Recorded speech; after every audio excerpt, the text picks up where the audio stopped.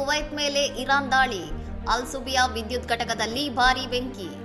ಕುವೈತ್ನ ಅಲ್ ಸುಬಿಯಾ ವಿದ್ಯುತ್ ಉತ್ಪಾದನೆ ಮತ್ತು ನೀರು ನಿರ್ಲವಣೀಕರಣ ಘಟಕವನ್ನು ಗುರಿಯಾಗಿಸಿಕೊಂಡು ಇರಾನ್ ಭಾನುವಾರ ನಡೆಸಿದ ದಾಳಿಯಿಂದಾಗಿ ಘಟಕದಲ್ಲಿ ಭಾರೀ ಬೆಂಕಿ ಕಾಣಿಸಿಕೊಂಡಿದೆ.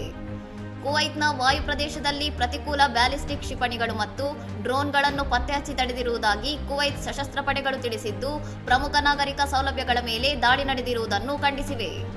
ಇದಕ್ಕೆ ಪ್ರತಿಕ್ರಿಯೆಯಾಗಿ ಅಮೆರಿಕದ ಸೆಂಟ್ರಲ್ ಕಮಾಂಡ್ ಸತತ 9ನೇ ರಾತ್ರಿಯಂದು ಇರಾನ್ನ ಮಿಲಿಟರಿ ಸಾಮರ್ಥ್ಯಗಳನ್ನು ಗುರಿಯಾಗಿಸಿ ಹೊಸ ಸುತ್ತಿನ ದಾಳಿಯನ್ನು ನಡೆಸಿದೆ. ಇತ್ತೀಚೆಗೆ ಮಧ್ಯಪ್ರಾಚ್ಯದಲ್ಲಿ ಮಡಿದ 3 ಅಮೆರಿಕನ್ ಸೈನಿಕರ ಗೌರವಾರ್ಥವಾಗಿ ಈ ದಾಳಿಗಳನ್ನು ನಡೆಸಲಾಗುತ್ತಿದೆ ಎಂದು ಅಧ್ಯಕ್ಷ ಡೊನಾಲ್ಡ್ ಟ್ರಂಪ್ ಸ್ಪಷ್ಟಪಡಿಸಿದ್ದಾರೆ.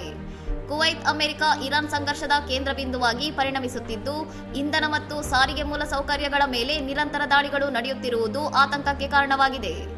ಜೂನ್ನಲ್ಲಿ ಏರ್ಪಟ್ಟಿದ್ದ ತಾತ್ಕಾಲಿಕ ಕದನ ವಿರಾಮ ಒಪ್ಪಂದ ಮುರಿದುಬಿದ್ದಿದ್ದು, ಎರಡೂ ದೇಶಗಳ ನಡುವಿನ ಈ ಸಂಘರ್ಷವು ಪ್ರಾದೇಶಿಕ ಭದ್ರತೆಯನ್ನು ಇನ್ನಷ್ಟು ದುರ್ಬಲಗೊಳಿಸುತ್ತಿದೆ.